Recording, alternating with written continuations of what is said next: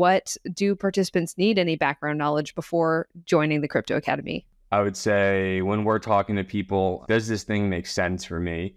Where most of them start is, listen, I'm actually really great at this thing. A lot of people who we work with are in the top 10, 20% at what they do. And I'm guessing a lot of your listeners, either themselves or they're young adult, their kids are starting to hyper focus on one thing, and you can get really awesome at something pretty quickly, right? And a lot of people who I chat with, they're like, listen, I've been in sales for 20 years. When it comes to B2B SaaS sales, like I'm as legit as they come. These are the deals I closed last year.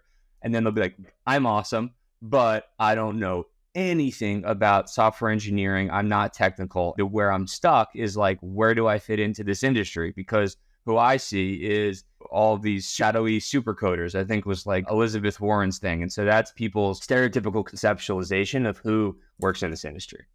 That's what we hear. And so the reality of it is at this stage in the game, we're about halfway through 2024, which is nuts. The businesses that are being built in this industry are legit businesses that are solving real world problems. And because of that, they're producing lots of revenue, pretty profitable in many cases, or growing their user base like crazy. And they kind of have the thing of like, we know we have this VC spout. Let's focus on getting as many users, figure out profitability later. Both models work. And so at this stage in the game, they have an organization that's comprised of every single function you'd expect to see at any other kind of early to mid-stage tech company, or a lot of these companies almost look like traditional finance, like TradFi companies, almost like kind of neobank. As you probably know, and as I guess your listeners probably know, kind of in the startup world, the last functions that tend to get built out are HR, recruiting, learning and development. It's just easy to outsource these things. They're the lowest priority.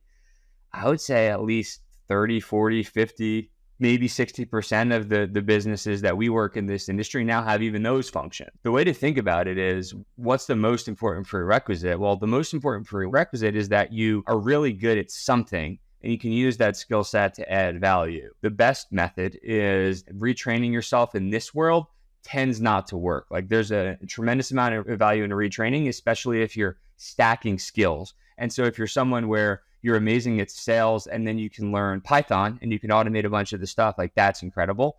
But you've been in that sales for 20 years and now you want to go retrain yourself as a software developer and you want to compete against these other open source devs. Good luck.